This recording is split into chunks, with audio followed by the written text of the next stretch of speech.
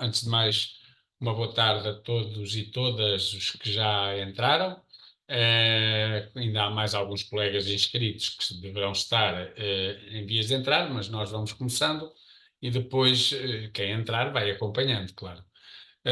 Dizer também, há aqui a pergunta, a Anabela Soteiro também já respondeu, sim, nós estamos a gravar a sessão e depois ela ficará disponível eh, para já no site da FENPROF e na parte geral, mas também do ensino superior e investigação e eventualmente até fará parte de uma newsletter ou do envio em mail para os colegas.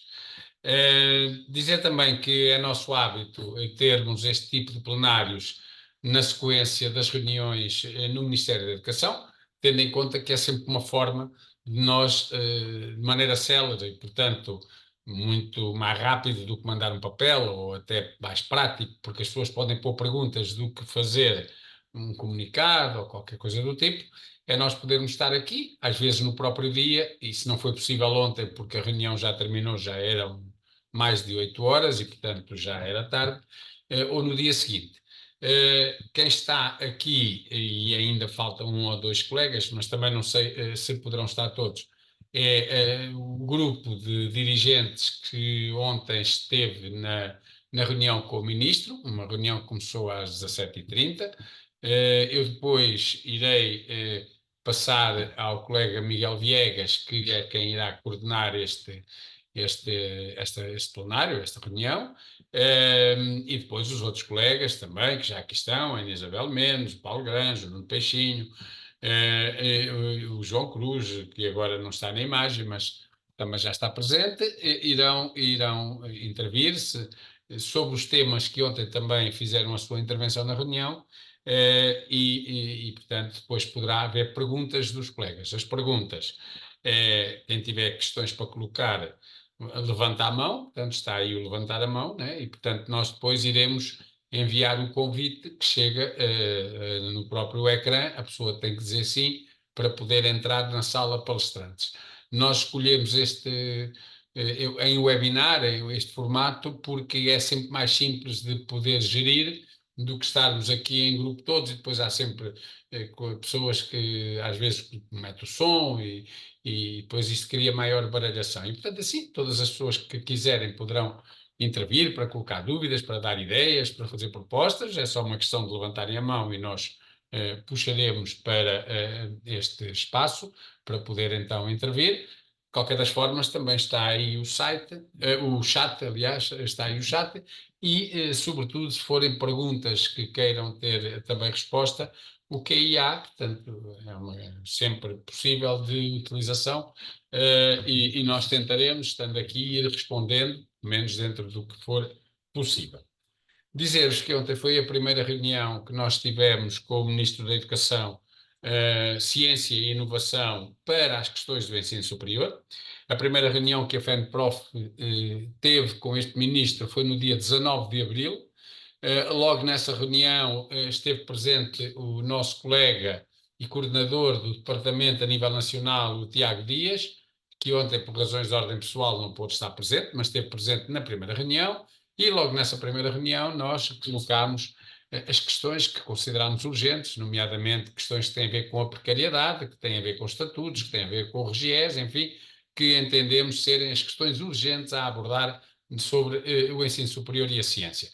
Como se sabe, nós temos agora um ministério que é apenas um ministério para o pré-escolar, o básico, o secundário, o superior e a investigação, e isso tem, em nossa opinião, algumas desvantagens. Eventualmente terá algumas vantagens, não as conhecemos bem, mas tem uma desvantagem, é que o ministro esteve envolvido nas negociações da recuperação do termo de serviço, nas quais participámos, e isso fez com que a reunião primeira sobre as questões do ensino superior e ciência tivesse sido adiada e só foi marcada para ontem, portanto, para já em junho, para dia 18.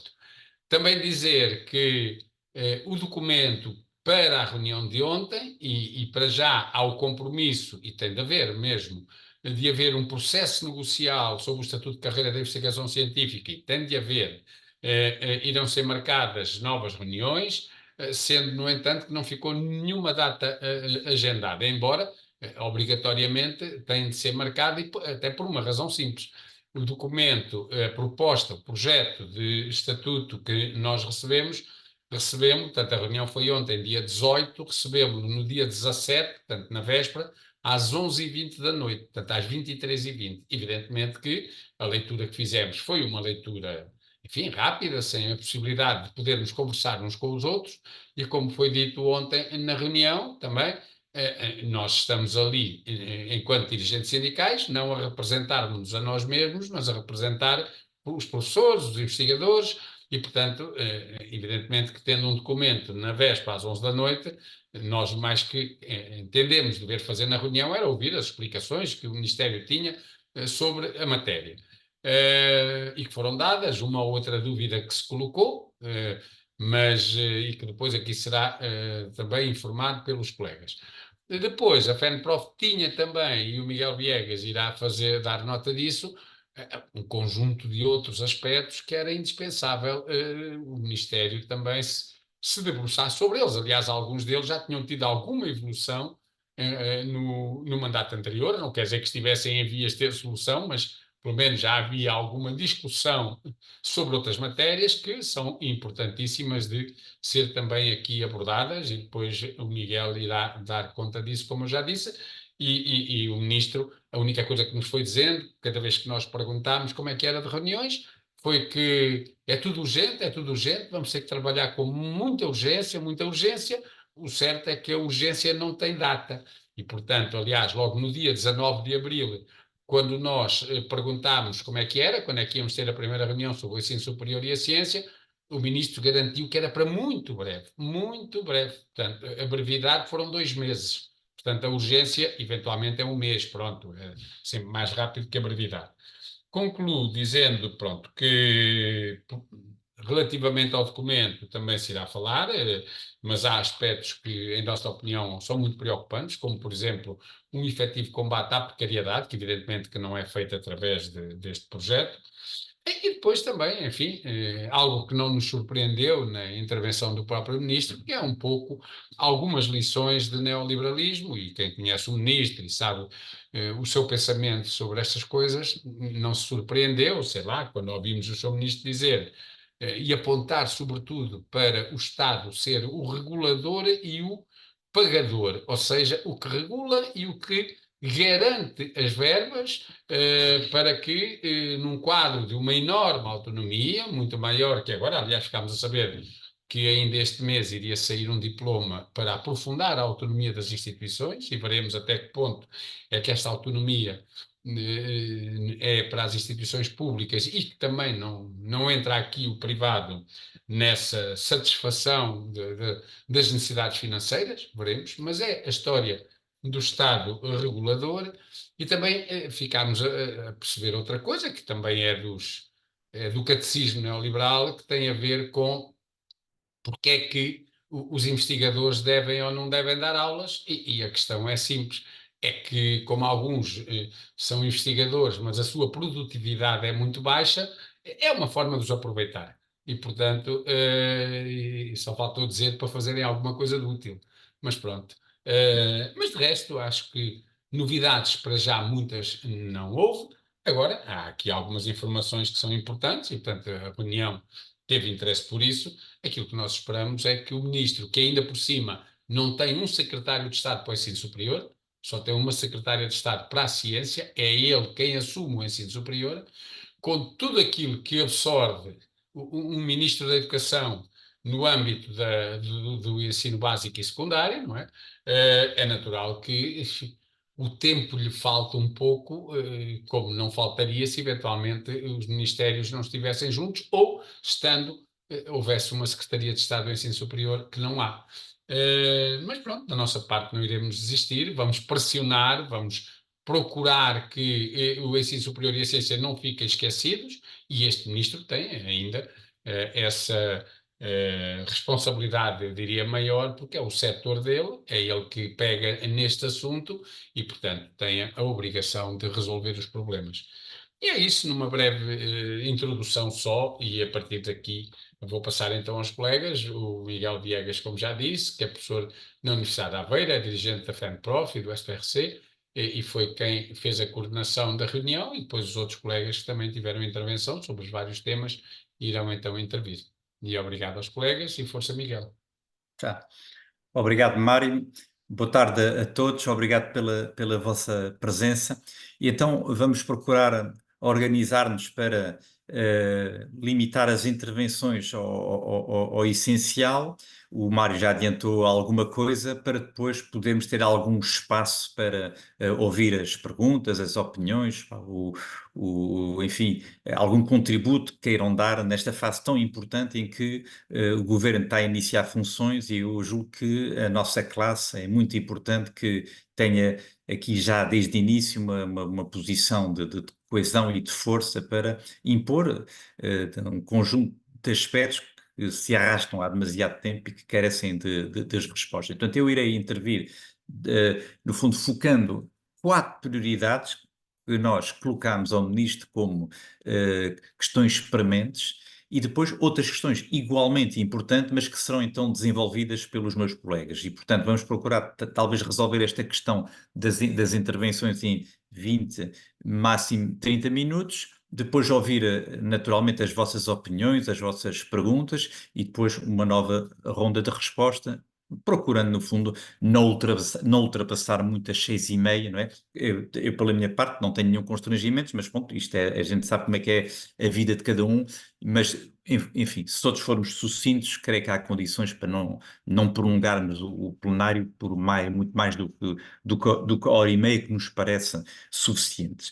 Bom, então, indo rapidamente ao tema, portanto, nós elencámos então quatro prioridades. É evidente que esta era a primeira reunião, portanto, não íamos resolver absolutamente nada. Havia esta questão do ESIC, mas depois havia um ponto onde teríamos então espaço para procurar colocar aspectos que nos parecessem mais prementes. E nós tentámos, no fundo, justamente condensar aquilo que é uma agenda imensa de problemas em quatro prioridades, que foram aquelas que, na nossa avaliação, seriam aquelas que mais preocupam a comunidade académica. Então, à cabeça colocámos a questão dos investigadores do DL 57, que acabam os seus contratos, muitos deles, os 6 anos, e a resposta do FCT Tenor que fica muito aquém daquilo que é necessário. E, portanto, nós colocámos duas questões. Em primeiro lugar, o cumprimento da lei por parte das instituições públicas que têm a obrigação, de acordo com o que está na lei, de abrir a vaga nas funções do investigador que está a cessar o contrato de 6 anos. E outra questão, para aqueles investigadores que não forem contemplados pelo FCT Tenor, qual é a resposta? Bom, devo dizer que manifestou, portanto, em relação à questão do cumprimento, percebi que houve ali algum mal-estar, e não fechou a porta à necessidade de uma intervenção do governo relativamente ao não cumprimento, não é, que já é uma realidade nas instituições públicas, na Universidade de Coimbra, da abertura de vaga, conforme está estipulado no DL 57, e em relação ao resto, apontou logo as 400 vagas do FCT Tenor, que serão abertas daqui a 2 anos, mas isto é muito pouco relativamente a este assunto, e quando foi definitivamente apertado, disse, bom, vamos avaliar, primeiro garantir que o FCT Tenor corra bem, que ainda há muitas interrogações em relação ao financiamento, quem paga, quem não paga, e depois veremos, bom, portanto, foi esse os termos, mas depois não ia desenvolver mais desta parte, porque está aqui o Nuno Peixinho que poderá aprofundar melhor. Depois, na segunda prioridade, colocámos a questão dos escalões, que é absolutamente premente. Nós temos hoje em Portugal centenas, se não milhares, nós não temos os números por escalões, mas sabemos de fonte segura que temos muitos colegas que foram acumulando pontos mais do que suficientes para subir de escalão, mas que não o fazem em virtude dos estatutos limitarem a progressão obrigatória àqueles que tenham nota máxima 6 anos seguidos, 2 triênios. E, portanto, isto faz com que haja uma parte progridem, mas muitos outros que acumulam pontos, mas não dessa forma, com os 6 anos seguidos de excelente, acabam por não progredir. Porquê? Porque, alegadamente, existe, enfim, a necessidade de publicação de um despacho conjunto entre o Ministério da Educação e o Ministério da Ciência que nunca foi publicado. E então temos, enfim, as instituições com pareceres jurídicos, é essa a resposta que nos dão, e que as impedem de colocar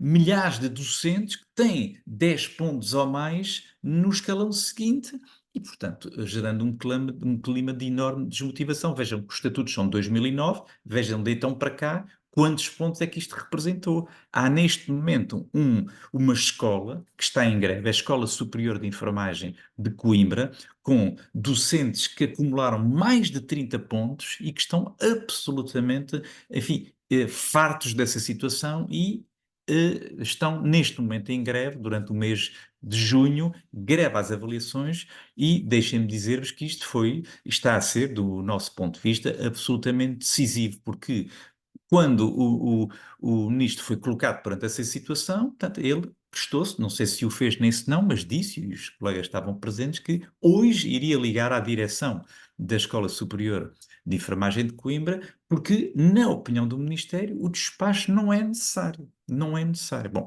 portanto, nós não sabemos, a nossa avaliação também é essa, não é? Que não seria necessário. Em todo o caso, o problema é que isso está na lei, há pareceres jurídicos e, portanto, o ministro ficou com esta tarefa, não é, de resolver o problema para já, não é, dando, no fundo, orientações às escolas para poder avançar, porque a questão da Escola Superior de Enfermagem é ainda mais gritante, porquanto o próprio diretor manifestou-nos a nós, numa reunião, e aos docentes, que o problema não é falta de verba, existe saldo mais que suficiente para poder fazer progredir os docentes, mas que a não publicação deste despacho o impede, de acordo com o parecer jurídico. Bom, e então hoje vamos ver se o ministro cumpre com a sua palavra, mas pronto, há aqui um elemento positivo, não é? Ainda que não só vendo, não é? Mas que nos abre, enfim, nos acalenta alguma esperança. Já agora dizer-vos que esta questão vai muito para lá da Escola Superior de Enfermagem, como sabem, há milhares, não é? Eu próprio tenho mais de 10 pontos, não é? E, portanto, haver esta evolução, isto é um aspecto que poderá beneficiar colegas de todas as escolas de todo o país onde esta questão, portanto, se verifica. A terceira prioridade tinha a ver com a precariedade em geral. Portanto, nós continuamos a defender, nós continuamos a ter nas instituições investigadores e professores que estão há anos e anos e anos a dar aulas e a investigar, no fundo, a desempenhar funções permanentes, mas com vínculos precários. Ora, isto é contra a lei, é contra as diretivas da União Europeia e, portanto, tem que haver aqui um instrumento que permite regularizar os vínculos, não é, desses trabalhadores, sejam eles investigadores ou docentes, e tem que haver, no fundo, um mecanismo com critérios claros entre relação, enfim, à caracterização do posto de trabalho, de tempo de serviço, etc., que permite afirmar com clareza que aquilo é uma função permanente e, portanto, o vínculo tem que ser adaptado e, portanto, ficou também esta posição em relação, tanto a esta questão e nisto, pronto, o ministro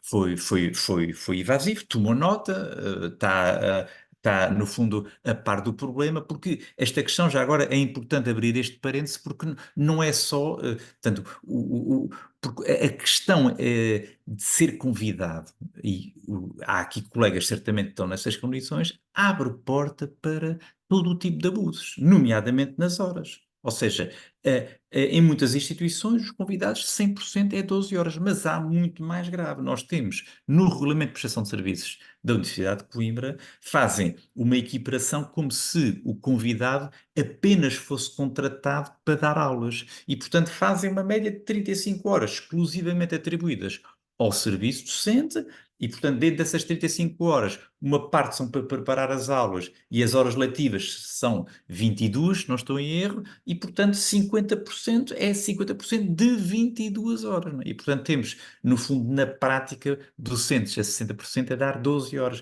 Portanto, é isto a que estamos a falar. Portanto, a questão dos convidados não é só por serem convidados, só por serem, é porque, de facto, fragiliza os colegas e abre a porta a situações como estas, que são absolutamente inaceitáveis e que necessitam de serem resolvidas. Depois, a quarta prioridade é a questão dos concursos internos. Enfim, nós valorizamos aquilo que aconteceu nos últimos 2 anos, independentemente, e nós estamos a acompanhar imensos problemas, mas isso tem a ver com as instituições, com a forma como os concursos decorrem ou não decorrem, mas em tese, em abstrato, portanto, é positivo que tenha havido este salto na categoria que permite, no fundo, que permitiu a um conjunto muito significativo de colegas progredirem na categoria e, designadamente, corrigir os rácios que se estavam a afastar perigosamente daquilo que está consagrado na própria legislação. Agora, na avaliação que fazemos é que foi um salto importante, mas ficou muito aquém daquilo que é necessário, daquilo que é apontado como, enfim, norma dentro da própria relação e, portanto, aí também alertarmos para a necessidade de avaliar e tentar perceber se o Ministério estava na disposição de lançar outra vaga de concursos internos para consolidar, não é, estes espaços que foram dados nos últimos anos. Pronto, portanto, em relação a essas 4 prioridades, depois nós colocámos, e para terminar a minha intervenção, a necessidade de um calendário, não é? Portanto, era aquilo que nós queríamos, no fundo, era conscientes que nós ali não havia espaço para, para resolver esses problemas, não é? Sequer para avançar, ponto, era fundamental que nós saíssemos dali, enfim, com esta ideia de estabelecermos um calendário negocial para que cada uma dessas matérias, em função também daquilo que é a intenção do governo em aprofundar mais este ou aquele aspecto, mas pudéssemos antever aqui um caminho, não é, a trilhar daqui para a frente. Bom, portanto, ficou esta intenção. Ele, nesse aspecto, foi como disse o Mário Nogueira, foi um bocadinho invasivo, para nós é tudo urgente, não sei como é que havemos de interpretar isso, não é? Mas o que fica, no fundo, é esta vontade negocial da parte do Ministério. Não se pode dizer que tínhamos tido uma posição hostil ou de recusa em relação à necessidade de discutir essas matérias, mas, de facto, nas matérias mais sensíveis foi um pouco invasivo e isto levanta para aquilo que nós já todos sabemos, é a necessidade, de facto, de manter a pressão e é por isso muito importante que nos mantenhamos unidos, alerta e, porventura, se for necessário, se for alguma tomada de posição mais dura, uma concentração, um abaixo-assinado, de facto. Aliás, já agora, só mesmo para terminar, esta reunião acontece porquê? Porque nós ameaçámos perante, enfim, o adiamento sucessivo da marcação dessa primeira reunião, que era para nós fundamental, nós dissemos, bom, então se não marca, nós sabíamos que ali ao técnico, já não me lembro em que data, não é? E nós ameaçámos, bom, então nós iremos então ao técnico. E a reunião foi marcada neste contexto, não é? Portanto, isto diz bem de como as coisas funcionam e da importância, enfim, também que os sindicatos têm, e os sindicatos naturalmente são tanto mais fortes quanto mais ativos são os seus próprios associados. Depois falámos de outras matérias, mas eu iria então passar as palavras aos meus colegas que estão aqui presentes. Portanto, eu ia dar a palavra sucessivamente à Ana Isabel, porque nós levantámos uma questão que é absolutamente decisiva para nós, que é a equiparação entre os dois subsistemas, politécnicos e universitário, onde há desigualdades que são absolutamente inaceitáveis. Depois pedi então ao Nuno para desenvolver mais esta questão, portanto, dos investigadores, que é para nós também de grande importância, e finalmente ao Paulo Granjo, que fez as despesas da reunião em matéria de revisão do ESIC. Portanto, é evidente que o documento, nós não fomos contidos, porque temos que o estudar, e portanto não queríamos que houvesse ali qualquer ilação, não é? Ou que pudesse haver qualquer confusão, não é? Entre aquilo que é a recepção do documento e já a emissão de um parecer por parte do sindicato em relação a este ou aquele aspecto, não. O que nós dissemos foi, não, obrigado pelo documento, vamos ver, vamos estudar e vamos encetar o processo negocial, mas em todo o caso o documento está aí e eu creio que o Paulo também estará em ótimas condições para poder já dar algumas notícias em relação ao documento e até alguma tomada de posição que nós vinhamos a ter. Então, sem mais delongas, eu passava então a palavra à Ana Isabel. Força. Boa tarde a todos. De facto, eu levei de forma contida uma preocupação nossa, que é a equiparação entre os dois subsistemas, apresentando, obviamente, um enquadramento, não é? O Politécnico tem-se valorizado muito e tem feito um grande esforço de qualificação, que é reconhecido pelo Sr. Ministro, ou seja, ele mesmo disse que as instituições que temos de ensino superior agora e o tecido em que elas estão implementadas é completamente diferente do que era há 20 anos atrás. e que esse reconhecimento já era feito e foi feito até através de legislação quando da autorização da outorga de doutoramentos por parte dos institutos politécnicos. Mas que, no entanto, continuávamos com índices remuneratórios distintos e, portanto, basta olhar para a tabela de índices remuneratórios e perceber que o professor adjunto está no índice 185 à cabeça e o professor auxiliar 195, no caso de um professor adjunto fazer agregação, isso nem sequer está contemplado, e eu tentei explicar que seria uma coisa fácil de fazer via decreto-lei, e de facto ele reconheceu que de facto isto não, que é injusto esta questão dos índices remuneratórios e que também é injusta a questão das cargas letivas diferentes. Agora, o que ele demonstrou-se sensível e de facto até nos recordou que ele próprio tinha ido à Assembleia da República defender a questão da outorga por parte dos institutos politécnicos, portanto, ele é sensível a que de facto não há razão nenhuma neste momento para que, no que toca às questões de carreira, sermos tratados de maneira diferente. Quando já no final da reunião o Miguel pressionou no sentido de se ele ia tentar legislar através de decreto-lei, ele disse que teria que falar, penso que está a consultar, e penso, também se falaram de outras questões, nomeadamente de alguns assistentes que, entretanto, obtiveram as suas qualificações, mas que no período transitório não as tinham e que ficaram no limbo e que estão como assistentes, tocou-se neste e outros pequenos assuntos, mas de facto falámos um pouquinho sobre a questão do Politécnico, porque também tínhamos só um ponto para tratar todos os assuntos que tocam o ensino superior em geral, e o que estava em cima da mesa era o ESIC. E passo a palavra exatamente ao Nuno Peixinho, que pode falar sobre isso melhor que eu.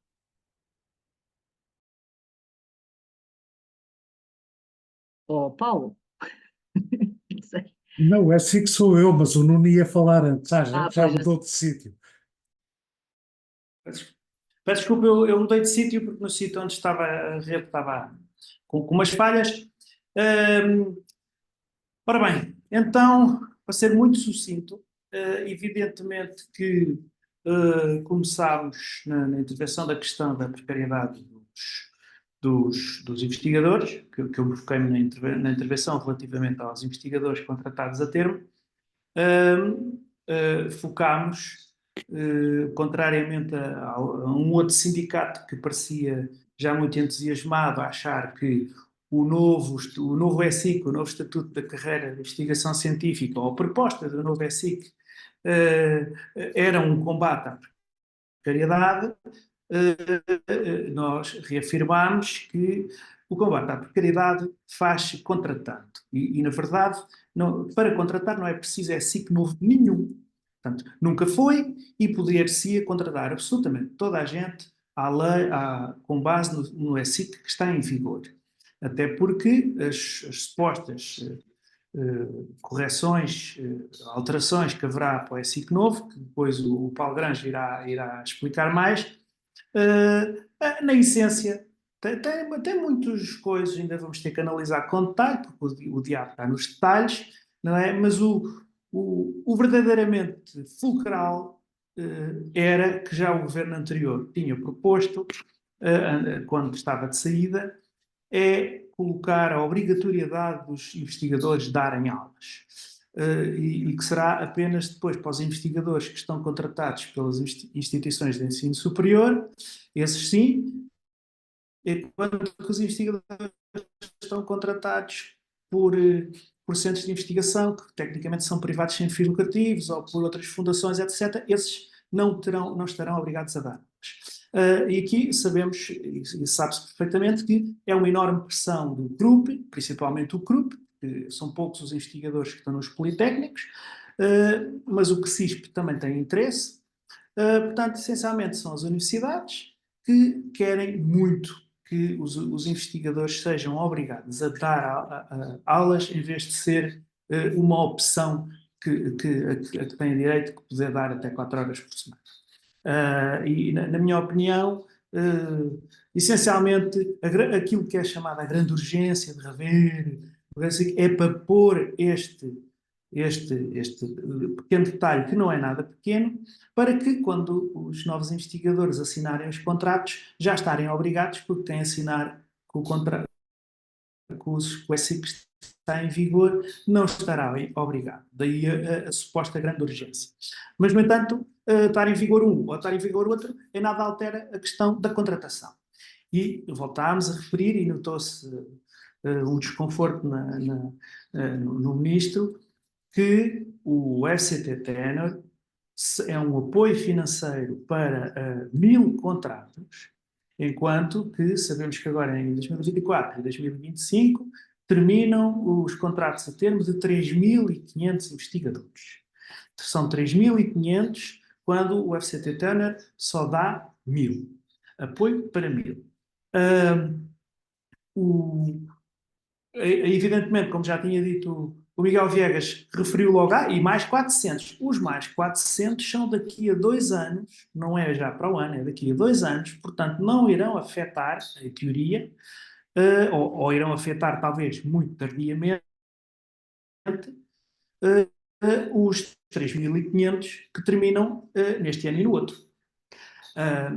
Portanto, essa era a grande questão. E insistíamos que é preciso uma outra medida para já, no ano seguinte, haver mais apoios para a contratação.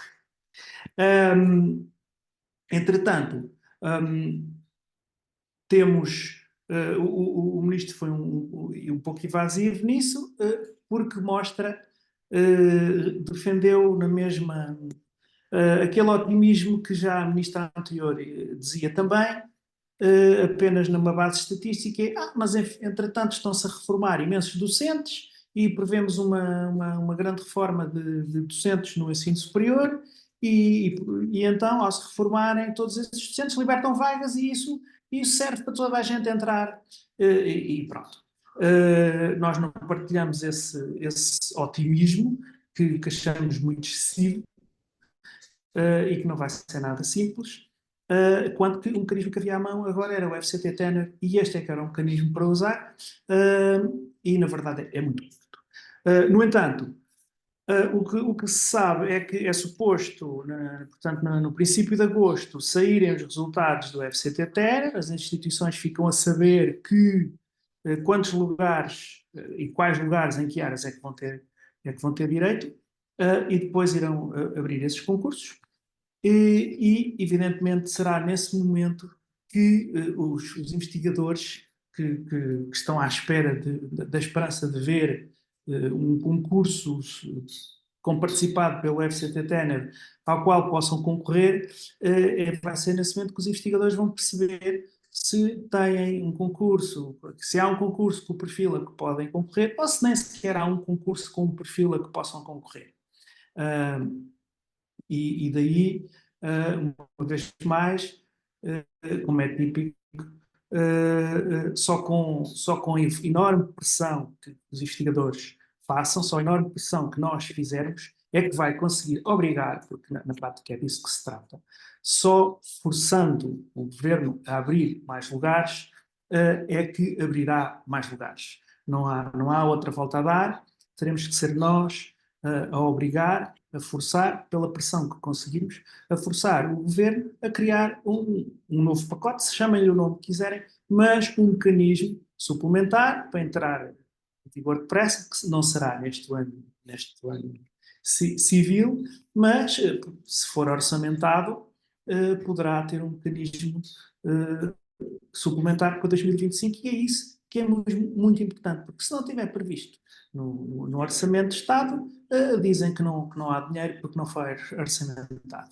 E essa pressão temos que fazê-la agora, entre agora, no verão, até finais de setembro, até o Orçamento de Estado ficar desenhado, tipicamente fica desenhado em finais de setembro. Para concluir, na questão do chamado Aliança Ciência, aquele apoio dos 20 milhões que era para que pagavam 1/3 da contratação só para investigadores e só para investigadores que fossem contratados por instituições de ensino superior, ou seja, se fossem contratados por por instituições ou centros que estão ao abrigo do direito privado, já não podiam concorrer a esse cofinanciamento, portanto, só os investigadores, contratos para investigador dentro de instituições de ensino superior, formalmente mesmo dentro, é que poderiam pedir o apoio a 1/3 do salário desses investigadores, que era suposto abrirem esses concursos até julho, ou melhor, ficarem decididos até julho, os concursos que abririam para poder usufruir do apoio. Claro que já os adiaram a pedido do grupo, porque o grupo não quer avançar, não quer avançar com a abertura de concursos sem saber o resultado do FCTT e o governo acedeu. Portanto, esperamos que seja assim que sair o FCTT em agosto, eles lá façam as contas e em setembro ficaremos a saber quais são os concursos que as instituições vão abrir ou não vão abrir, e aí iremos saber com que linhas nos vamos cozer, no meu entender, vamos ter um outono quente, porque quando virmos à nossa frente, de facto, os concursos a não abrir e quanto eles de facto não chegam, vamos começar a mexer-nos, e é a única maneira de forçar, uma vez mais, repito, é a maneira de forçar o governo a criar um outro mecanismo, chamem-lhe o nome que chamarem, para integrar mais investigadores, porque estes 1000 são perfeitamente insuficientes, já sabia que eram insuficientes, mas é o que há e é melhor que funcionem bem, mas é preciso muito, mas muito mais. E, na verdade, como já tinha dito o Miguel Viegas, ali após uma insistência, o ministro acabou porque ele sabe que o problema existe, sabe que o número é insuficiente.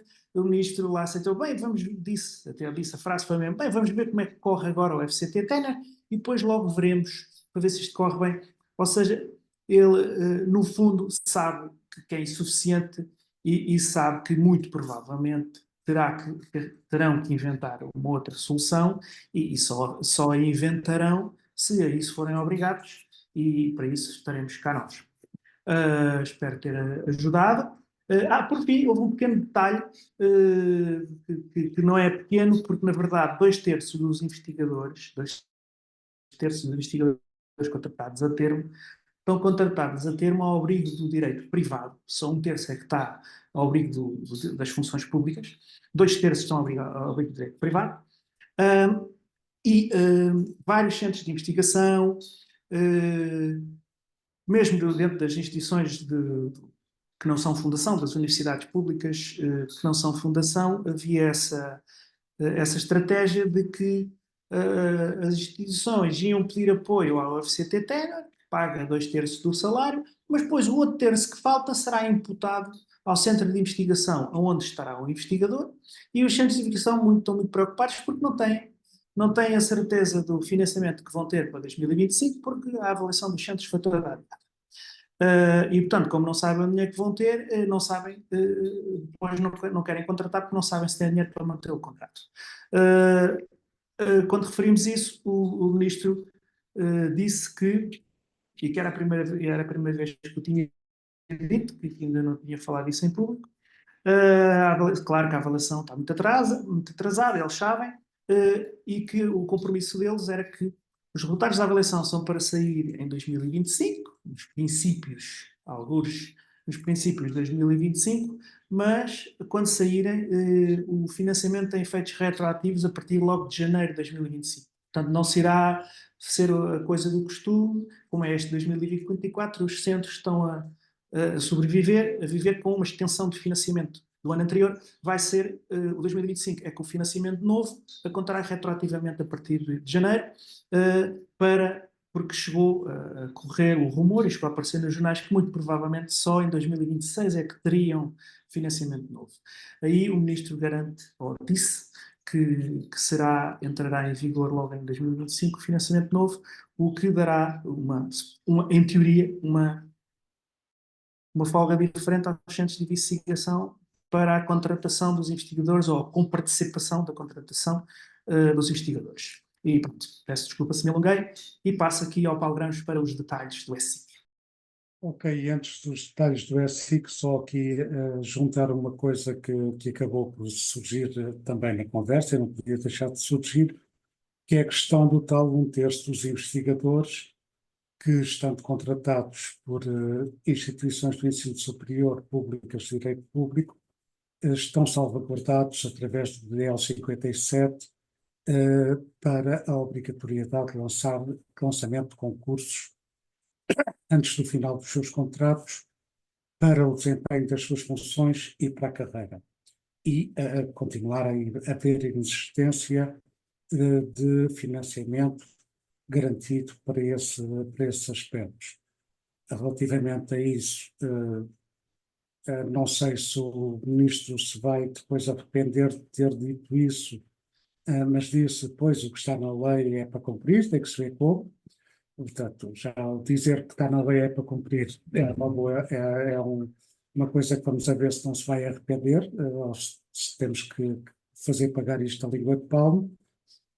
Mas nós adiantamos também que ao anterior governo, e que esse documento estava na pasta de transição que eles receberam, tínhamos apresentado uma proposta de mecanismos de financiamento para cobrir não apenas esses casos, mas também para os alargar aos contratados por IPSFLs e em áreas fundacionais, e eles ficaram muito surpreendidos. Portanto, o parecer acerca do projeto anterior da SIC, eles tinham visto, esse documento nem sequer ligaram, mas é a nossa intenção também trazê-lo de novo para cima da mesa, para passarmos desta situação de remendos sucessivos e insuficientes para uma situação mais estrutural. Quanto ao SIC, este novo projeto, e é claro, isto tudo precisa ainda de mais leitura, isto é a leitura e a análise possível desde ontem ao fim da manhã, com a reunião com eles anterior, mas de qualquer forma, ainda independentemente de alguns detalhes que possamos detectar, antes de mais, o projeto é bastante semelhante ao do governo anterior e mantém os mesmos problemas. Agora, antes de enunciar esses problemas, há uma diferença significativa, que é a introdução da mobilidade por mútuo acordo entre as carreiras, entre a carreira de investigação e as duas carreiras docentes. Esse mecanismo apresenta como está um problema, mas que talvez se consiga negociar, que é só dentro da mesma instituição e não no conjunto das universidades, ou seja, entre universidades e no conjunto do sistema científico público, o que reduz isto quase a um mecanismo de gestão de pessoal, mas, como disse, este aspecto parece-me ter espaço para correção, embora tenha sido feito aparentemente numa visão muito paroquial para a gestão de pessoal dentro de cada universidade, se não de cada faculdade. No entanto, esta coisa tem também uma potencialidade muito importante, sobretudo em relação a um grande problema deste projeto DESIC. É que, ao recriar a mobilidade, ao fim e ao cabo, esvaziam-se os argumentos que têm vindo a ser utilizados para a aproximação do conteúdo funcional da carreira de investigação e da carreira docente, ou mesmo, coisa que aparentemente até é das simpatias do ministro, embora não nossa, para as pressões para uma fusão das carreiras e, ao fim e ao cabo, a integração da carreira de investigação na carreira docente. E, ao fim e ao cabo, essa narrativa, a par dos interesses do grupo e do CISP, e sobretudo do grupo, a base para um dos pontos que é mais negativo no projeto e que o Nuno já enunciou. que é ser introduzido, coisa que o ministro até falava como se fosse uma coisa que já existisse, mas como sabem não existe, a introdução da obrigatoriedade de selecionar até 4 horas semanais se a instituição distribuir esse serviço docente e que passaria, caso vá para a frente, a fazer parte das atribuições de carreira, fazer parte da carreira de investigação, lecionar até 4 horas, e dessa obrigatoriedade só se podia ser provisoriamente suspenso, requerendo, e sendo aprovado pelo Conselho Científico, essa suspensão provisória para, e cito, realização de projetos de investigação, o que é uma coisa quase caricatural, porque, ao fim e ao cabo, a base das funções do investigador e da carreira de investigação é a realização de investigação. Portanto, tudo isto parece um bocado colado também em cuspo. Ora bem, tanto esta obrigatoriedade de docência quanto a carga horária que é apontada, e que é praticamente, é quase metade daquela que é obrigatória para a carreira docente, que são 9 a 12, mas 4 é praticamente metade da obrigatória, têm até agora sido linhas vermelhas para nós, e diria eu, faça isto, convirá saber se devem continuar a ser linhas vermelhas, que é a minha opinião, mas deveremos, parece-me, discutir e refletir acerca desta questão. O segundo grande problema é a forma como é previsto algo que é necessário, que é a formalização de sistemas de avaliação. E essa formalização é necessária porque não existindo na carreira de investigação até agora, sem ela, só ao fim de 10 anos é que, por defeito, se pode aceder ao nível remuneratório seguinte dentro da mesma categoria. E, portanto, a situação atual é, ao fim de 10 anos, pode-se ganhar um pouco mais. Mas aquilo na solução que aparece ali, há 2 problemas fundamentais, no meu ponto de vista, e que também deveríamos, acho eu, equacionar e refletir.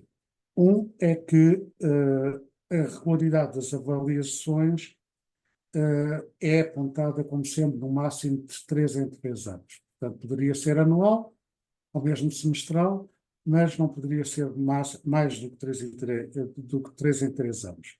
Ora, sabemos, quem está na área, que os timings e as dinâmicas de investigação, 3 anos deveria ser o mínimo.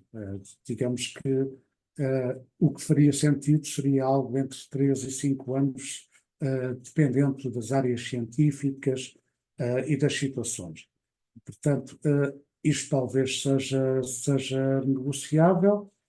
Os prazos, aquilo que será mais duro é que todo o sistema é monetizado, o sistema de avaliação que está em vigor para a docência, e que é errado e é disfuncional. É disfuncional pela carga burocrática que cria nas instituições, e é errado e injusto pelas razões que o Miguel já apontou, em particular por essa coisa um bocado abstrusa se uma pessoa não tiver nota máxima em 6 anos sucessivos, volta a estaca zero e a coisa terá que recomeçar.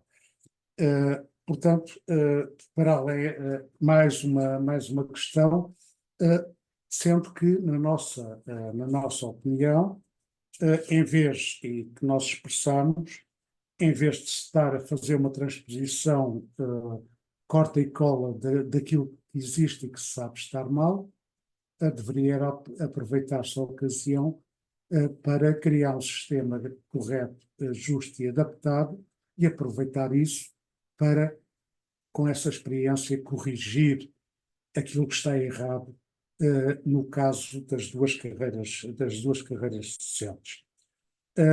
Depois, antes de ir ao último ponto fulcral, já agora a informação que a Secretária de Estado aventou a hipótese, aparentemente surgida do grupo, imagino, do fim das provas de habilitação, que são umas provas que têm mais uma prova do que as de agregação, que é a defesa de um programa de investigação, passando a haver só para todas as carreiras provas de agregação.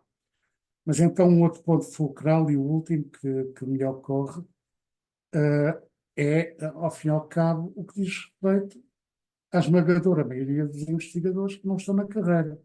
Ou seja, não há nada no projeto TESIC que combata ou que contribua para mitigar a precariedade ou para promover a integração de pessoas que não só desempenham funções de necessidade permanente, como já as desempenham há muitíssimo tempo.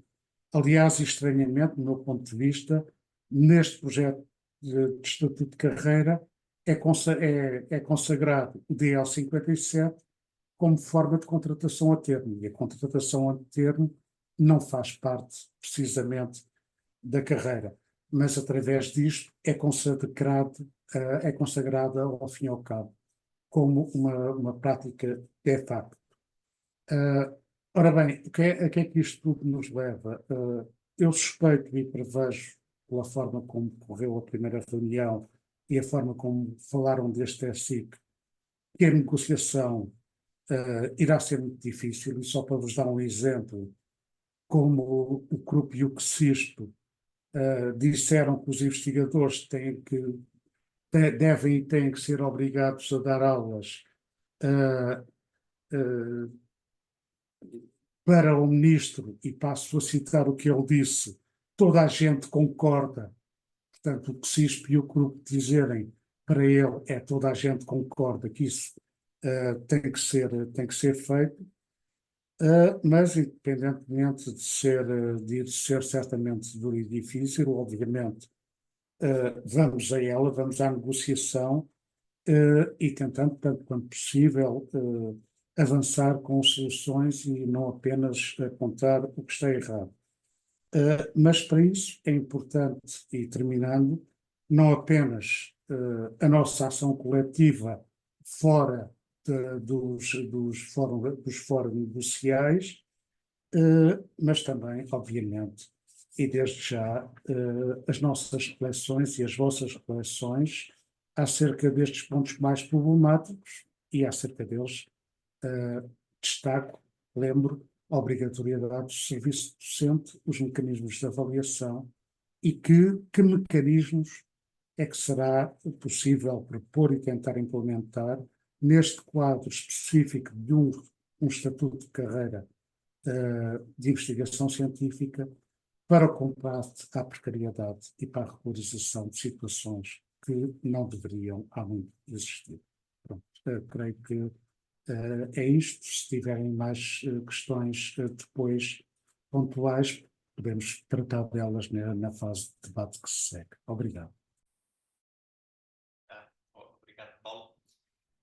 Portanto, agora estão à vontade. Quem quiser inscrever-se é levantar a mão. Eu sei que a Marina levantou inicialmente a mão, pois a Anabela é que está a gerir isso, né? Tem que se depois enviar um convite, essa pessoa aceita para poder, no fundo, aparecer aqui também na foto e intervir de viva voz perante o plenário.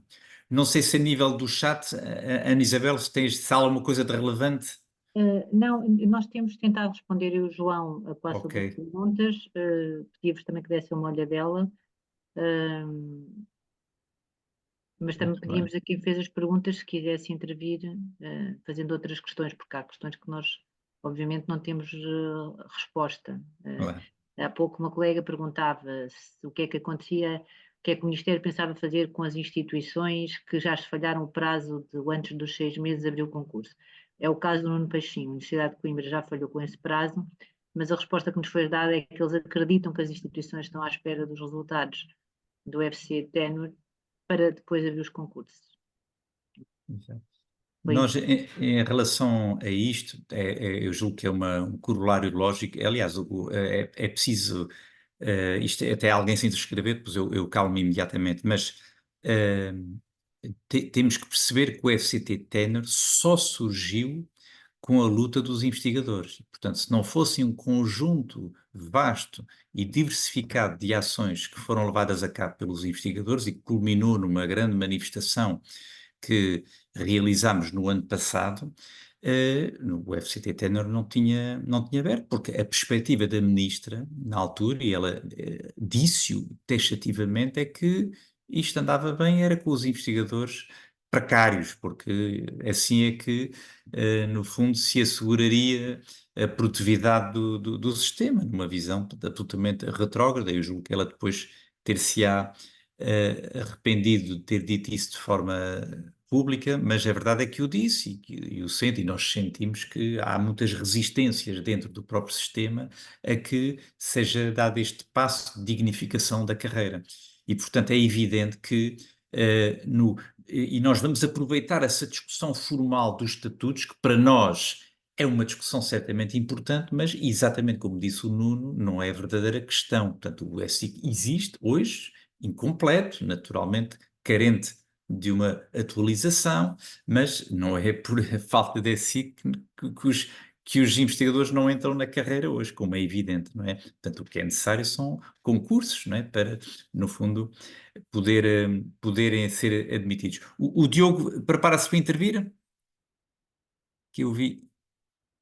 Sim, com muito prazer. Força, força então, força. Olá, boa tarde a todos. Obrigado por todo o trabalho que vocês estão a realizar, sem o qual nós nos sentiríamos ainda mais desprotegidos. Eu sou um dos contratados ao abrigo do Decreto-Lei 56, 57, e quero fazer uma dupla pergunta que é muito simples. O sindicato aconselharia as pessoas que estão nesta situação e cujos contratos vão terminar em breve, o meu no ano que vem, em abril do ano que vem, aconselha-os imediatamente a preparar candidaturas a outros mecanismos, por exemplo, contratos de investigação? Essa é uma pergunta. Com o risco de, se não tivermos nada, o que é que acontece? Vamos para o Fundo de Desemprego? E a segunda pergunta é, será que o sindicato poderia sugerir, ou se calhar já sugeriu ao governo, que para estes contratos que terminam, no meu caso, como vos digo, em abril do ano que vem, para estes contratos que terminam, mas para os quais ainda não há seguimento, fazer, no fundo, aquilo que o Estado fez para os centros de investigação, quer dizer, bom, como a avaliação está adiada, nós prolongamos por mais um ano o financiamento com base no ano precedente. E, se calhar, prolongamos mais um ano. Haveria esta possibilidade para que estas... Ou então, o que acontece? Vamos simplesmente para o Fundo de Desemprego e, nesse caso tenhamos direito a subsídio de desemprego, quanto tempo é que o sindicato acha que nós poderíamos beneficiar desse Fundo de Desemprego? São essas perguntas, obrigadíssimo. Obrigado. Eu sugeri que o Paulo e o Nuno dividissem a resposta a esta pergunta que é pertinente e, portanto, não sei, Paulo, queres adiantar e depois, Nuno, Posso dizer. Ora bem, antes de mais nada, nós vamos ainda procurar fazer tudo e pressionar o máximo possível para que seja criado e clarificado o financiamento, o lançamento desses concursos. Sabemos que já há universidades ou faculdades dentro de universidades que mesmo com financiamento dizem que não querem contratar as pessoas e andam à procura de subterfúgios legais. De qualquer forma, é óbvio que vamos continuar a pressionar nesse sentido e que não vai ser nenhuma pressão fofinha. Agora, não há garantia de sucesso relativamente a isso, como é óbvio. E, portanto, se quisermos, as pessoas poderão e deverão precaver-se, embora haja vários mecanismos possíveis relativamente a isso. Agora, aquilo que tu levantaste, nós propusemos ao Ministério anterior, mas já numa reunião que já estava marcada, mas que calhou no dia seguinte à admissão do Governo, exatamente esse mecanismo de extensão por mais um ano do financiamento, aliás, até pela questão de incerteza relativamente a governos futuros, etc. E incerteza quanto à decisão de soluções estruturais. Na altura eles tiveram dúvidas se teriam espaço para isso, espaço institucional e legal, acabaram por não avançar nada, mas parece-me que dentro, no contexto da negociação desse aspecto, que nós pedimos também a par do ESIC, é provável que a coisa seja uma a almofada que se aponte.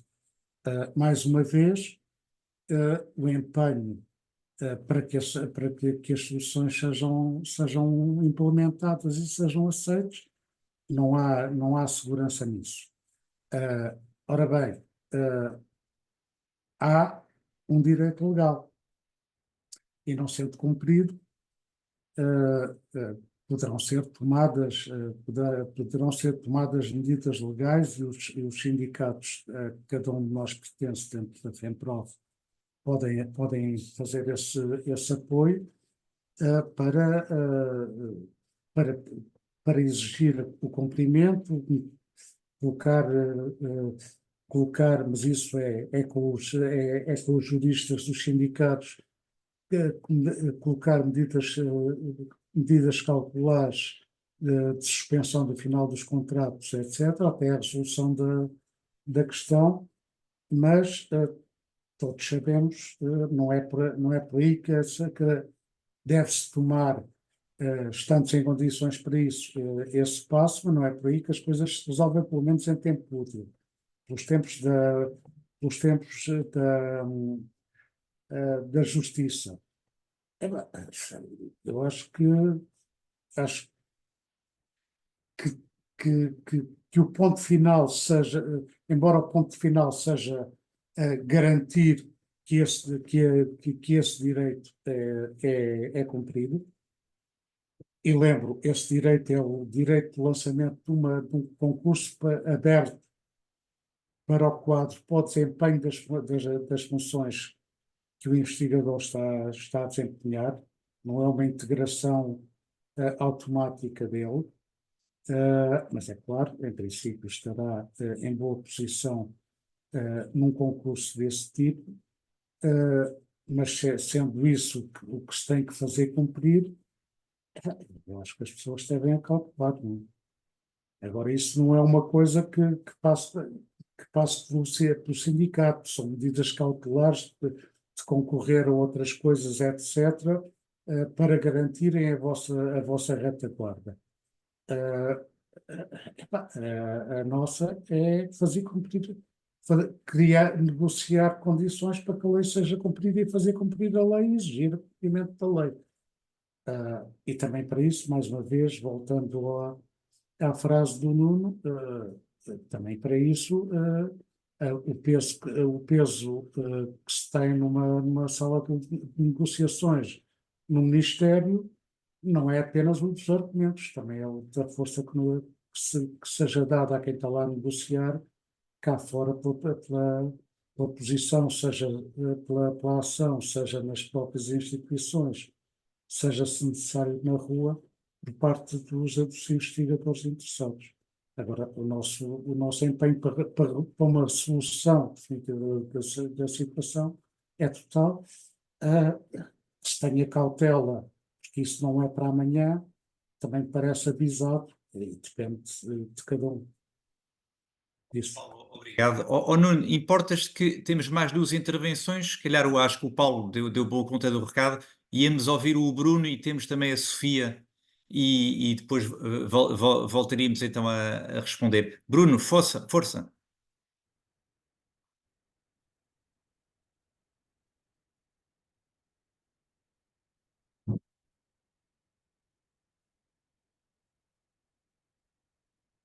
Não te estamos a ouvir, Bruno.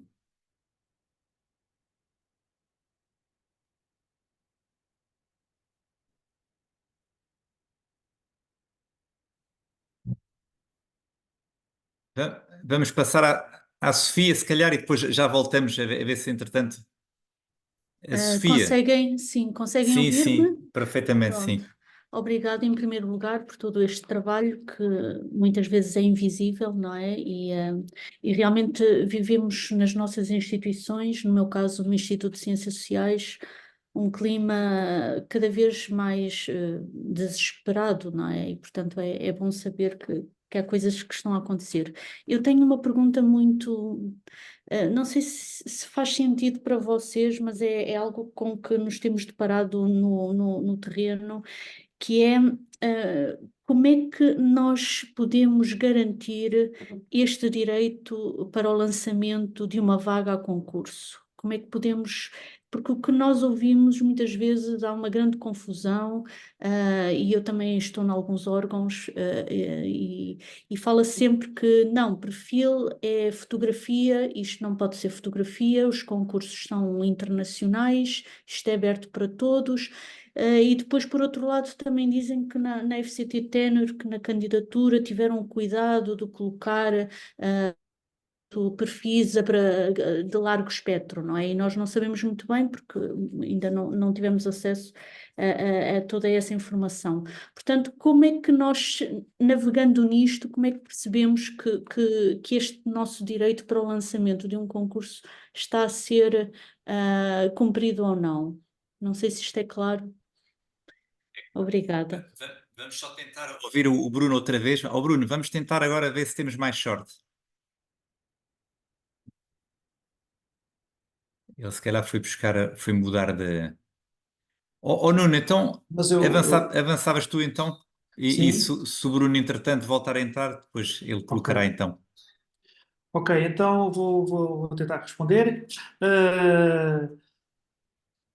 Na verdade, portanto, houve e há muita confusão sobre a obrigatoriedade de abrir os concursos para os que estão contratados ao abrigo da lei em funções públicas, que é apenas 1/3 dos investigadores. Não se esqueçam que 2/3 estão contratados pelos centros de investigação, que são as chamadas IPFSLs, portanto, são autónomos relativamente à universidade ou ao Politécnico, as universidades de fundação, e depois temos aqueles casos muito famosos, por exemplo, de Lisboa, que é o ISTID e o F-Ciências ID, que são, no fundo, IPFSLs, privados sem fins lucrativos, dentro da própria instituição de ensino superior, que estão feitos para fugir à contratação pública e meterem tudo como contratação privada.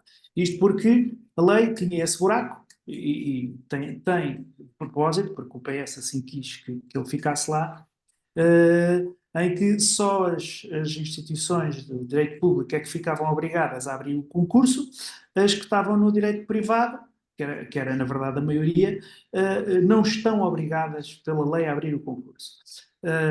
Nós, desde o princípio, que temos insistido sempre que, independentemente do que está na lei, claro que o que está na lei é para cumprir, portanto, aquele 1/3 das escolas públicas é para cumprir e os concursos é para abrir, mas os outros 2/3 não estão esquecidos. Nós insistimos que não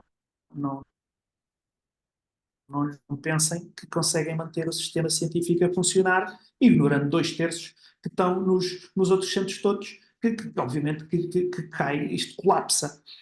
Até porque até sabemos que a maior parte dos centros maiores são até centros com a gestão privada e, portanto, são precisamente esses que têm mais gente. Pronto, esse é um ponto. Agora, a questão do obrigar, temos aqui, portanto, se estiver contratada pelo direito privado, do ponto de vista formal, não pode obrigar. Pronto.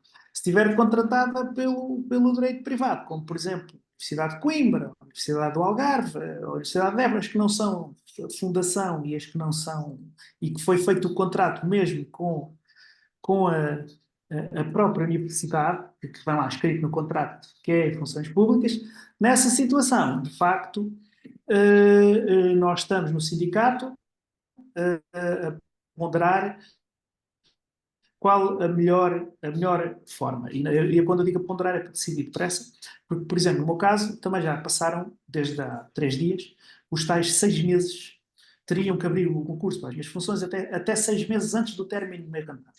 Ora, esses 6 meses já acabaram, portanto já passaram 3 dias e não abriram o concurso. Então, estamos a equacionar qual é a forma mais inteligente de fazer pressão. Evidentemente, podemos avançar para os tribunais, mas não vale a pena avançar para os tribunais a correr meio à maluca.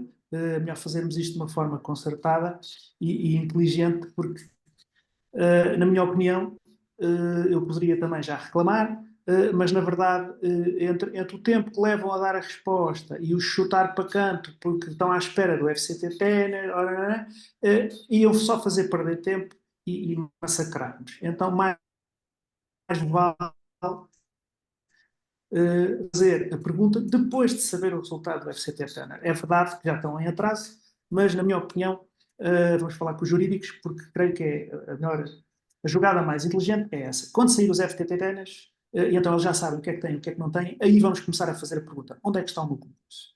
Depois é outra questão, que é a do concurso ter ou não ter fotografia. Isto é sempre muito bonito falar em não ter fotografia, mas o que a lei diz é um concurso para as funções desempenhadas pelo investigador que lá está.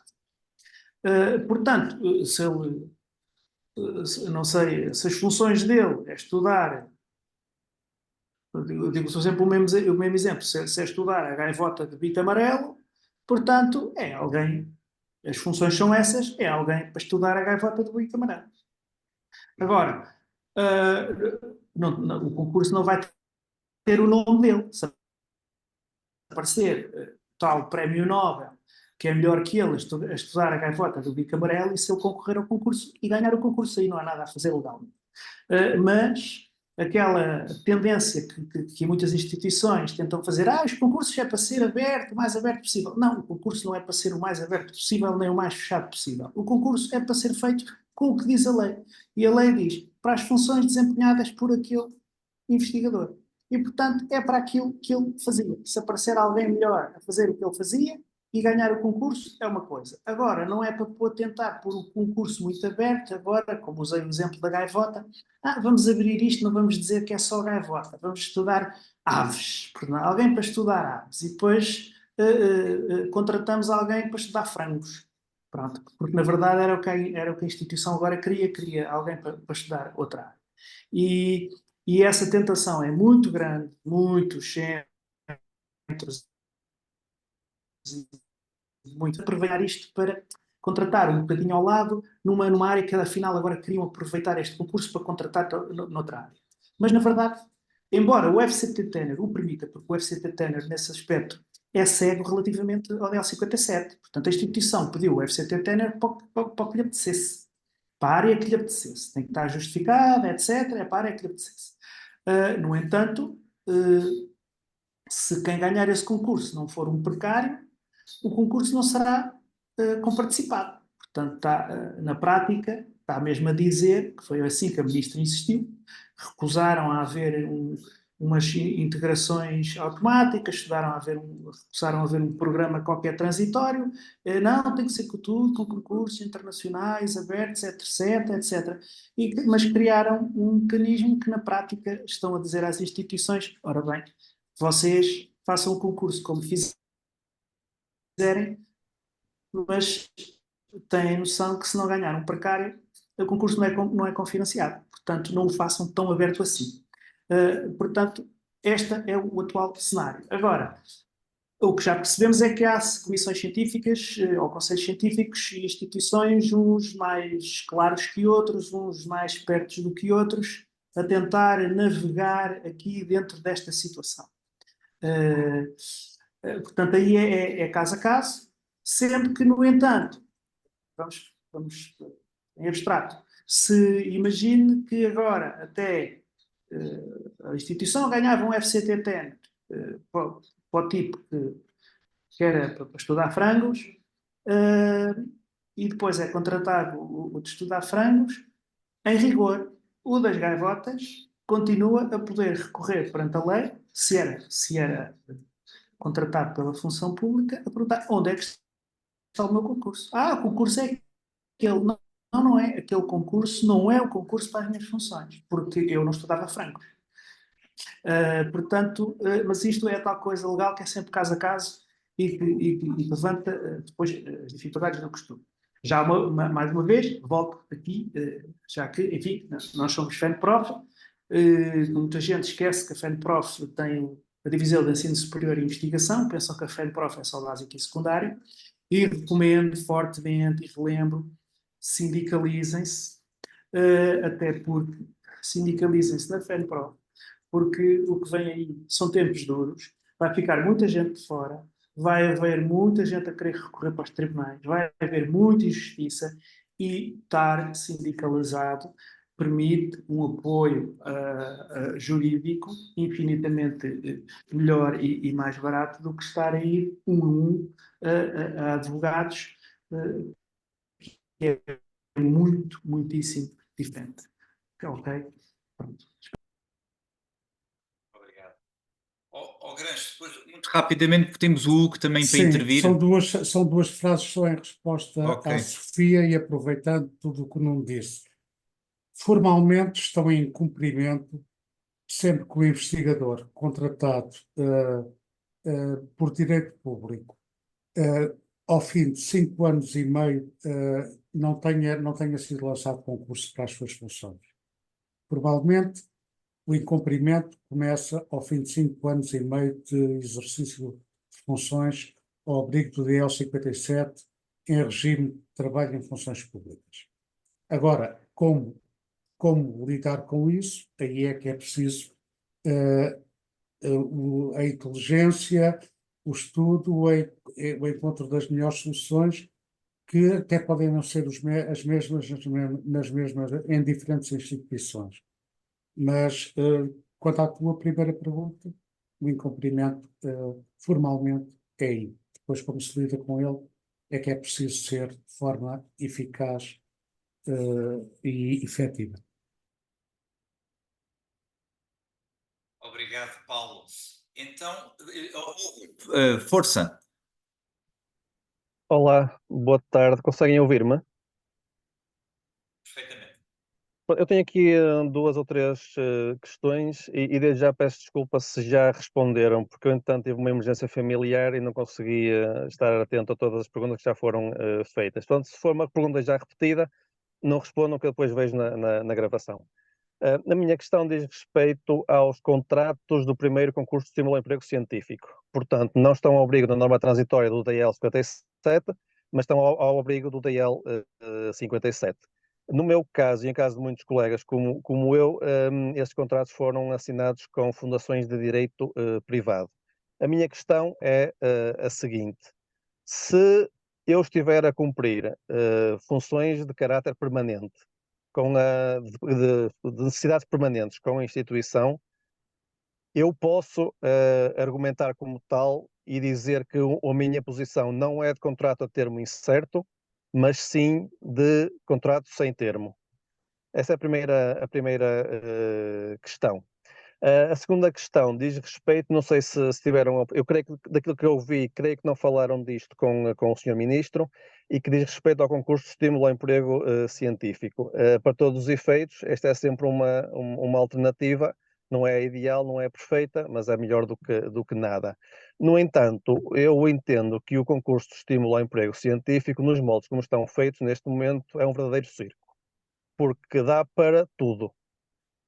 A opinião do júri, o resultado, as avaliações são feitas única e exclusivamente com base numa opinião, é o que está escrito na lei, se não me engano é o número 4 do artigo 5 do DL 57, ou ao contrário, o número 5 do artigo 4, mas que diz que a avaliação não deve ter como critérios fatores bibliométricos e que, portanto, só tem como opinião, como valor, a opinião do júri do painel nomeado para tal. Isto leva a situações, no meu entender, escandalosas, como termos candidatos com 2 ou 3 artigos publicados em 5 anos à frente de candidatos com 40.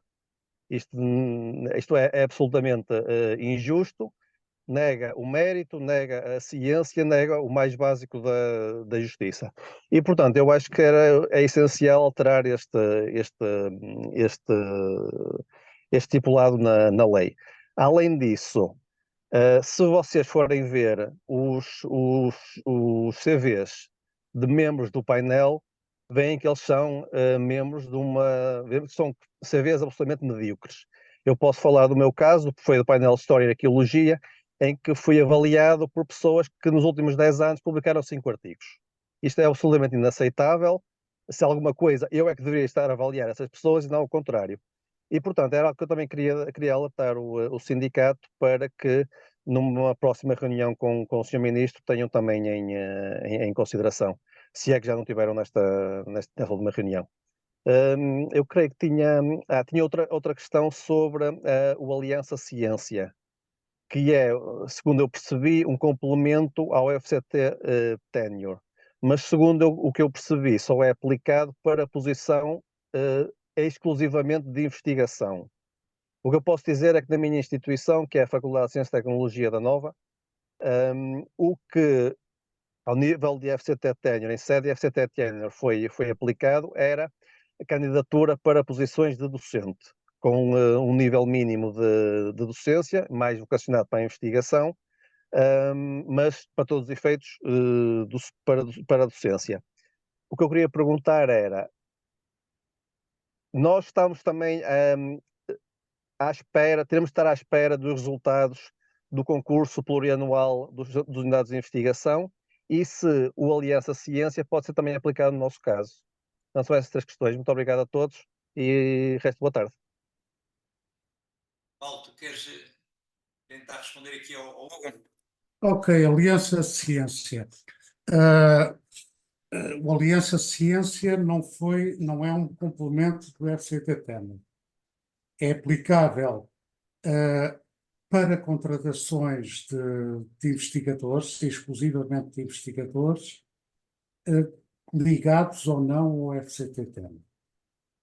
Portanto, se uma universidade quiser contratar 10 investigadores só independentemente do FCT-TEN, poderia fazê-lo.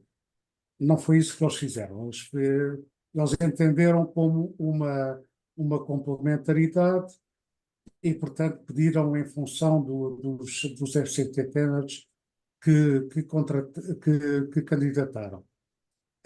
Mas não teria que ser assim, não tem que ser assim no dinheiro que lhes foi atribuído e que eles já receberam. Atenção.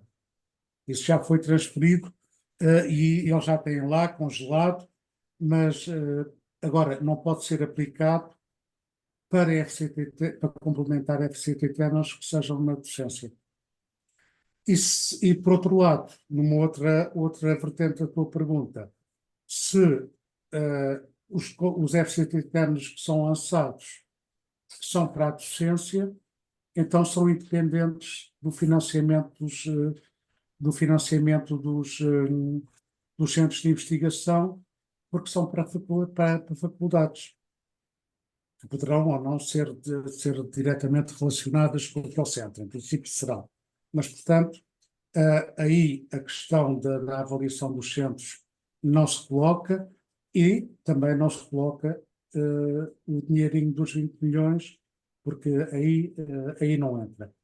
Entretanto, relativamente ao que referiste dos SECs, tens toda a razão, mas não o que estavas a falar não é do decreto-lei, nem da lei que alterou o decreto-lei 57. Era do regulamento do concurso dos SECs da própria FCT. Aí o espaço de intervenção é mais limitado. Porquê? Porque formalmente, embora quem manda naquilo e quem dê as ordens estratégicas é o Ministério, formalmente a FCT é uma estrutura independente e eles até poderiam fazer o que quiserem. Podemos, isso sim, pressionar o Ministério para que determinadas coisas incorretas, quer nos regulamentos dos concursos, quer quer nas práticas, nos júris, etc., sejam revertidas. Agora, isso não há espaço de negociação propriamente dita relativamente a isso. E com as duas últimas perguntas, esqueci-me da primeira, não sei se o Nuno fixou. Peço desculpa, agora Ele também fez não... 3 perguntas. Com a segunda e com a terceira, que não eram muito simples, eu esqueci-me da primeira. Agora, qual era a primeira? Tinha a ver com a questão, portanto, eu até posso responder, portanto, até que ponto é que na avaliação é possível fazer uma avaliação individual das funções permanentes que um trabalhador desempenha numa determinada instituição, ok? E, portanto, nós temos, epá, é uma via muito incerta, não é? Muito incerta, porque, portanto, uma coisa é, e isto aconteceu, atenção, portanto, já agora faço um pouco, talvez, uma intervenção final, não havendo mais pedidos de intervenção, julgo eu, mas aquilo que se provou nos últimos anos é que muitas vezes o impossível é possível. Portanto, os concursos tinham que ser internacionais, afinal, isto era um dogma, mas quando foi necessário, abriram-se os concursos internos para responder a uma questão específica. E em relação, portanto, aos convidados, também era impossível e fez o PrEFPAV, que ficou muito aquém, mas apesar de tudo entraram, portanto, só na Universidade de Aveiro, 80 investigadores que foram integrados na carreira. Era impossível, não é? Mas a verdade é que tornou-se, pela via da reivindicação e da luta, foi possível abrir caminho a várias soluções, e esse é o elemento decisivo, não é? E, portanto, nós estamos agora a entrar numa fase decisiva. Temos agora este documento em discussão do ESIC, que nós vamos aproveitar a embalagem para mobilizar os investidores,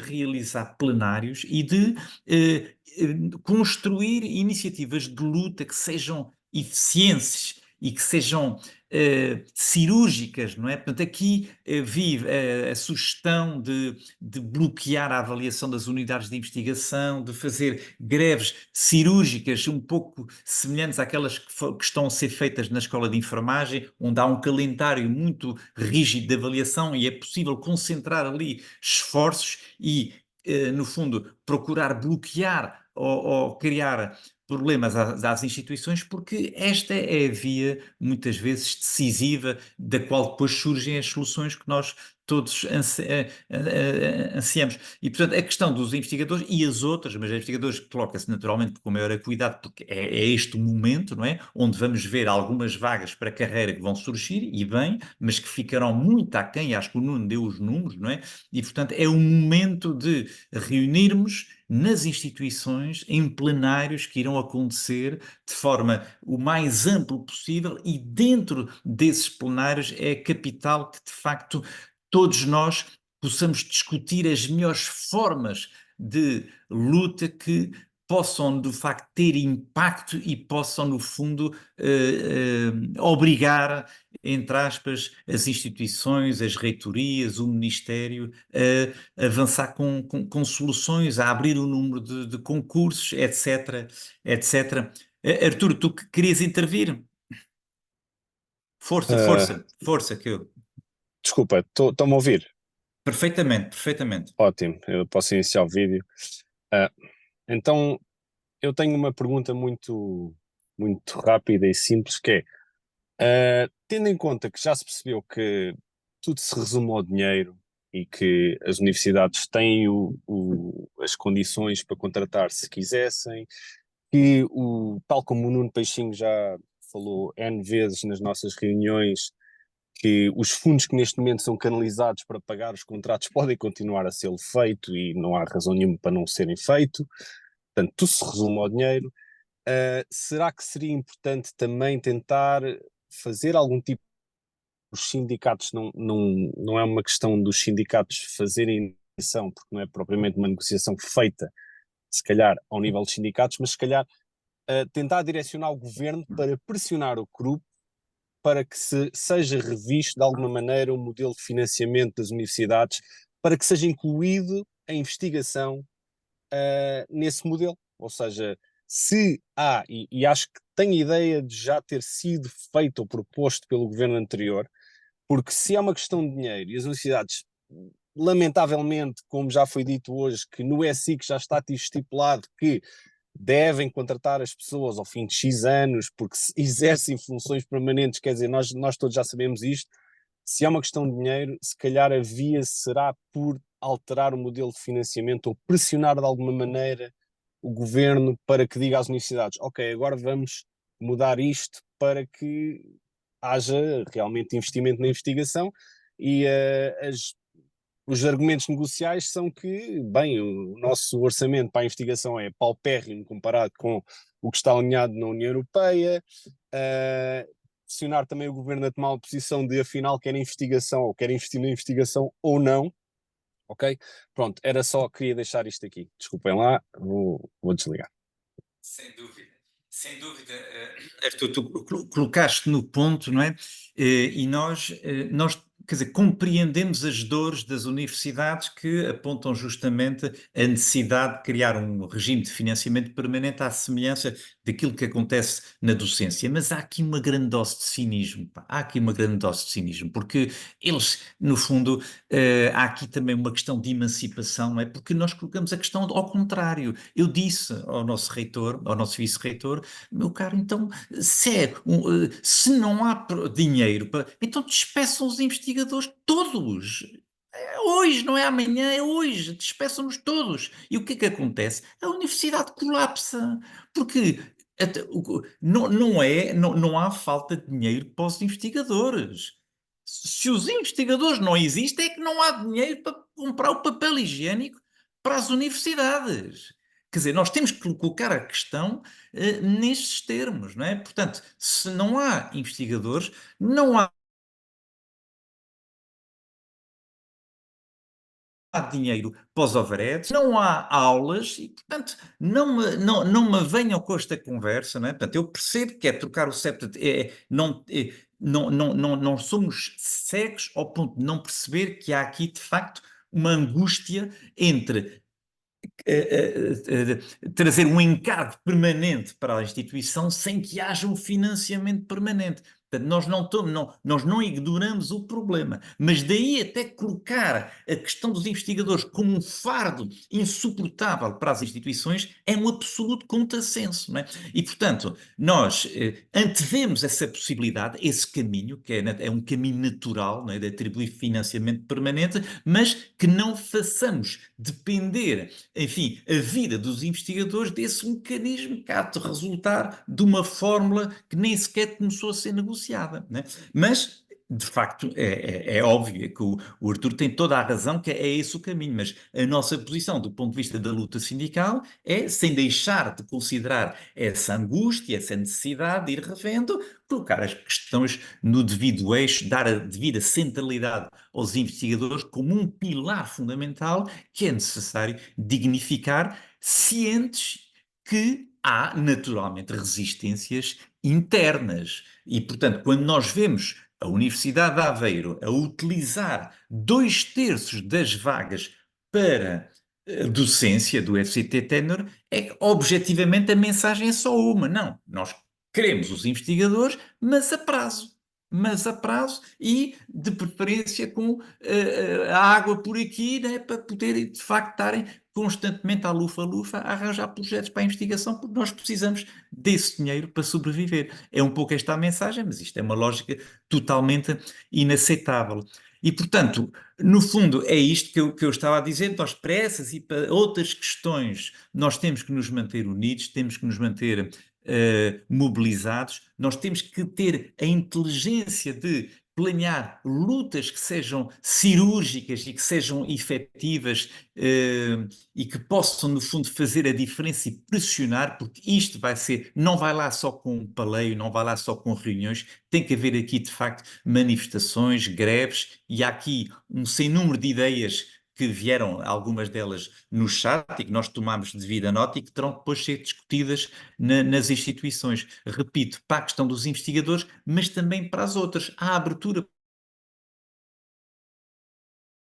dignificar o Politécnico. Eu tenho, enfim, não tenho grandes ilusões que vai ser necessário também mobilizar os colegas do Politécnico para dignificar as suas carreiras e para acertar aqueles índices em relação à progressão dos escalões e à obrigatoriedade do despacho conjunto, não é? Para, no fundo, permitir a todos os outros que tenham pontos mais que suficientes, que lá vai ser necessário também juntar pressão àquela que está a ser exercida neste momento aqui em Coimbra, na Escola Superior de Enfermagem. E, portanto, é este quadro que nós temos que entender bem para, no fundo, avançar e podermos, no fundo, encarar este novo governo, desde já tomando uma posição, não é, de união e de força para dar um forte sinal a este governo que está agora a tomar o pulso à situação e que depois irá também dirigir as suas prioridades em função também da capacidade de luta deste ou daquele setor. Eu agora, antes de encerrar, eu apelava aqui aos meus colegas de painel, todos dirigentes da PENPROF, se alguns de vós queira utilizar 1 minuto ou 2 que nos resta para uma intervenção final. Não sei, Ana Isabel?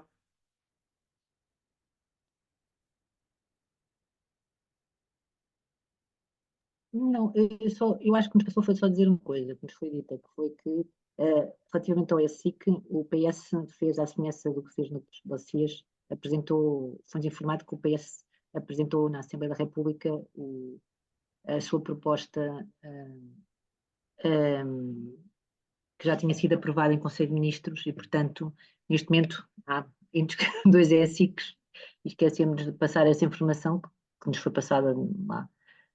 Relativamente às questões do Politécnico, há que fazer, e me parece que não são fáceis de resolução, e é preciso uma pressãozinha da nossa parte.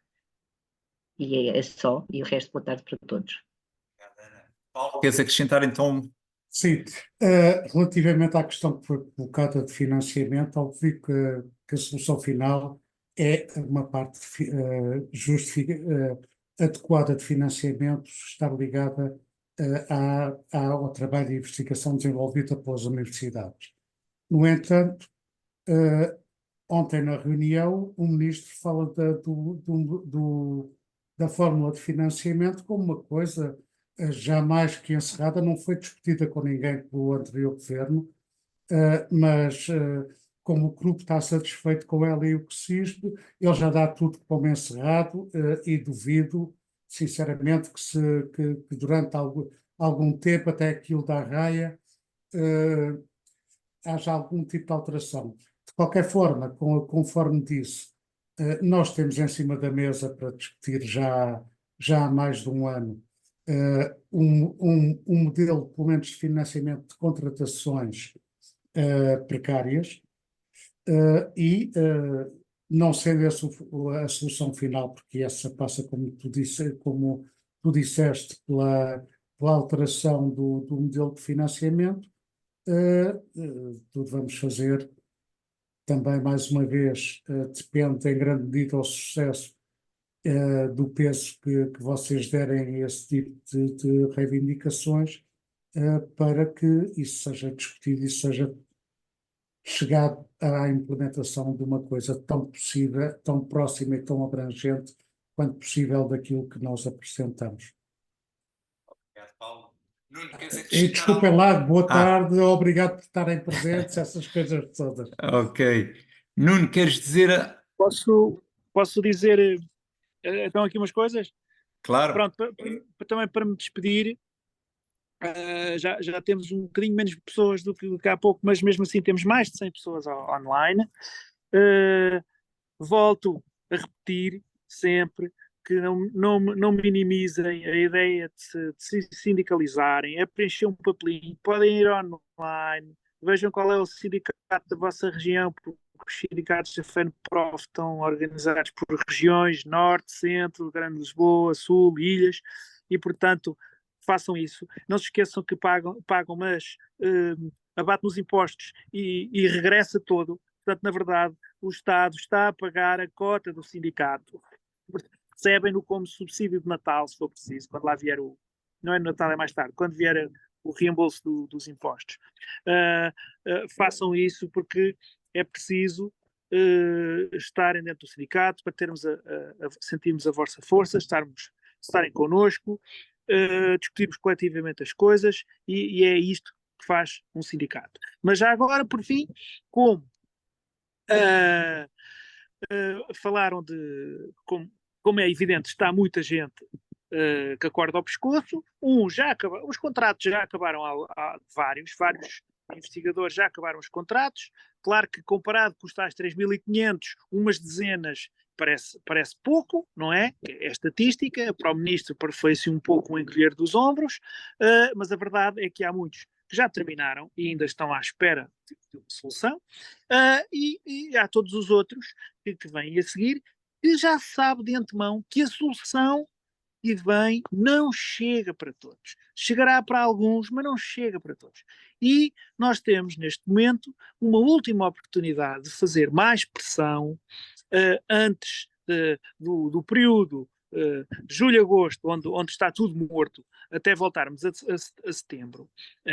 Muito possivelmente já com o novo ESIC publicado em Diário de República, sem grandes consultas, temos uma última oportunidade de fazer uma ação no Encontro Ciência, no princípio de julho, e desta vez vai ser no Porto. E na verdade, guardem as energias, arranjem as energias para se arrastarem. Nós podemos fazer, se for a vossa vontade, se quiserem ir, vamos lá fazer uma concentração, mostrar ao ministro, fazê-lo sentir que estamos descontentes, porque nós sabemos que a solução é perfeitamente insuficiente e temos que o demonstrar, porque se não gritamos muito, eles não dão nem mais um bocadinho. E isto tudo se faz, é assim que funciona a política, tudo se faz com mais ou menos pressão, e temos que fazer muita pressão, e até neste aspecto joga um pouco a nosso favor.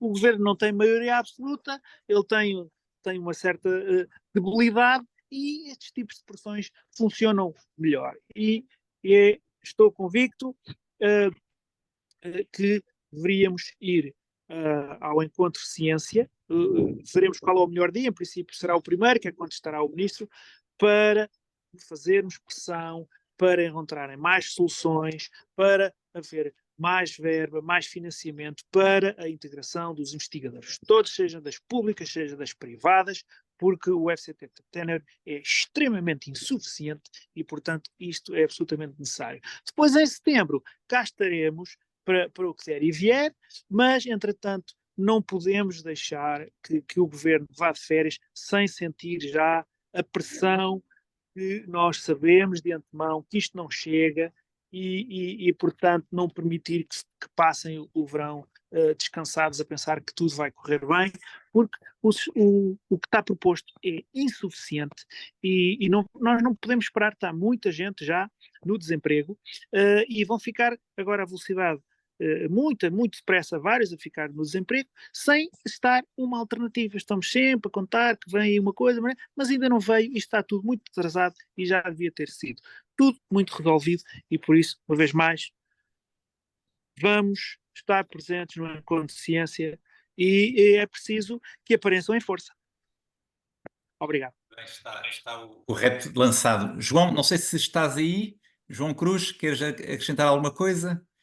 Que é do SPGL, creio que já não está. Não, estou, mas não tenho mais nada para acrescentar. Ok. Obrigado. Pronto, assim sendo, pronto, está o rap lançado pelo Nuno, nós vamos continuar mobilizados e naturalmente regressaremos muito em breve ao contacto com todos vocês para que possamos, no fundo, garantir que o caminho seja na direção correta, na dignificação dos investigadores e dos docentes, porque os problemas são muitos. O governo ainda agora tomou posse, mas temos de dar um sinal, e é agora, eu concordo em absoluto com aquilo que o Nuno, com o tom da intervenção do Nuno, de forte mobilização, com este repto lançado já para o Encontro de Ciência. E, portanto, muito obrigado a todos, muito obrigado pela vossa participação e até breve, está bem? Vá, força!